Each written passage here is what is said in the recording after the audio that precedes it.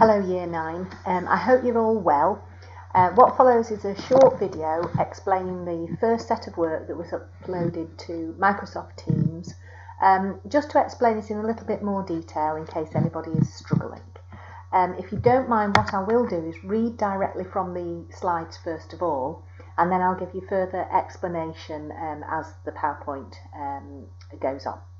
So first you need to collect. In preparation for your next project, I would like you to collect numerous images from either the internet, magazines, photographs or newspapers on themes and topics that you have strong opinions about.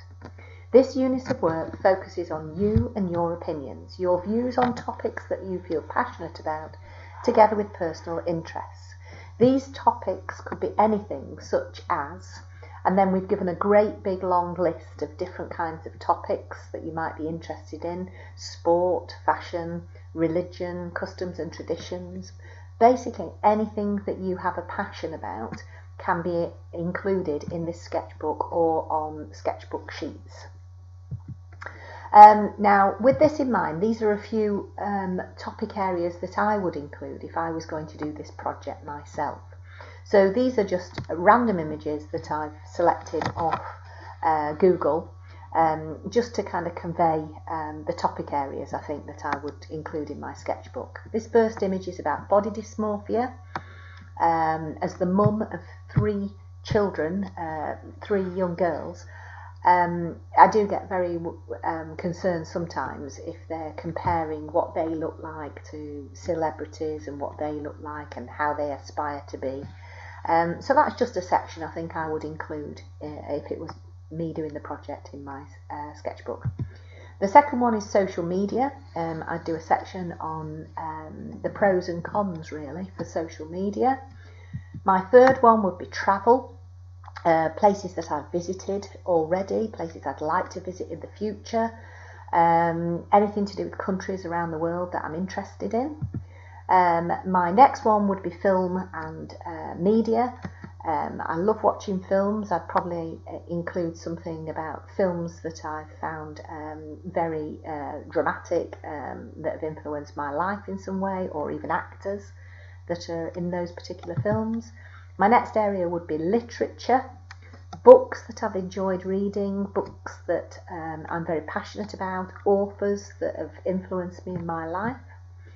My next one would be on equality, how we all have the right to an equal life, whether it's in this country or whether it's around the world, and our rights are the same as anybody's.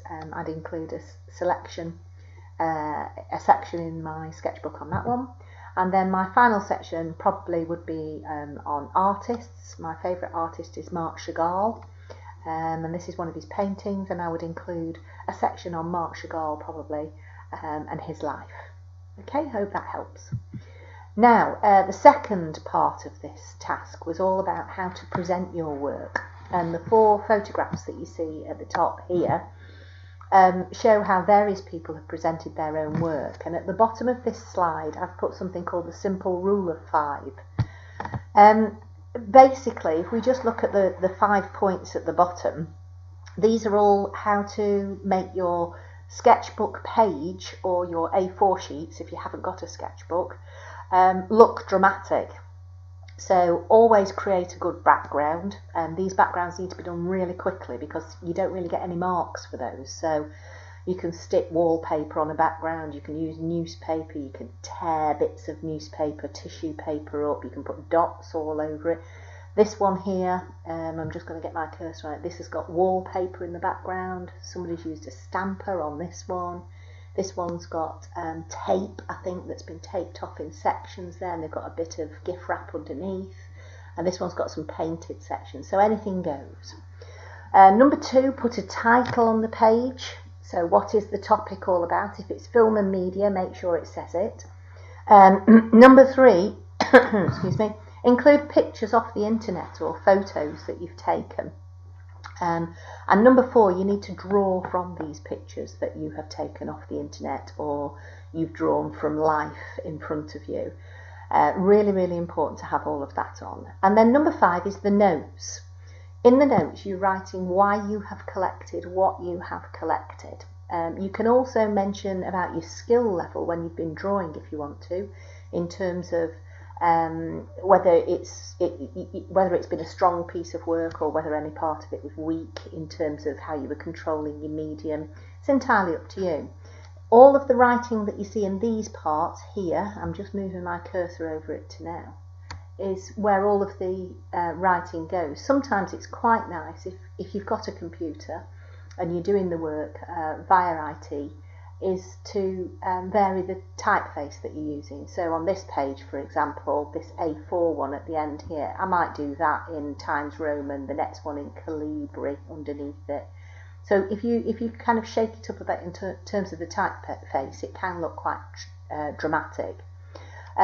Please do all of your notes on the computer or using pencil or using a very fine black pen. It just basically makes it look all more professional. Okay, and then the last slide that we're on now has just got a compilation of lots of sheets that you can see. And then a few little notes at the side in red there, all about the types of other materials that you could use that you might have at home. You could always use newspaper cut up and put into the background. You can also draw on newspaper as well. That can look really effective. If you draw with a fine liner and then you perhaps colour in using pencil crayons, it can look really dramatic on newspaper. If you've got any spare pieces of wrapping paper, that's really good to use. String, this one I think here had got like a little bit of a washing line going across it here. That was quite nice to see. Buttons, makeup, old makeup that you might have, if you've got a mascara or anything in the house that's water soluble, you can always thin that down with water and you can paint with the mascara if you want to. If you've got stickers that are relevant to the topic areas, stick those on. You can use magazines, you can use internet pictures. I do hope that that has helped in some way explain what this section of the BTEC unit is about. It's really important that we get this work in. If you're struggling creating the work and then sticking it down on the presentation sheets, please don't worry, just keep it all loose, keep it in a folder, and then we'll help put all of that together when you come back to school. Okay then, take care of yourselves everybody, bye bye.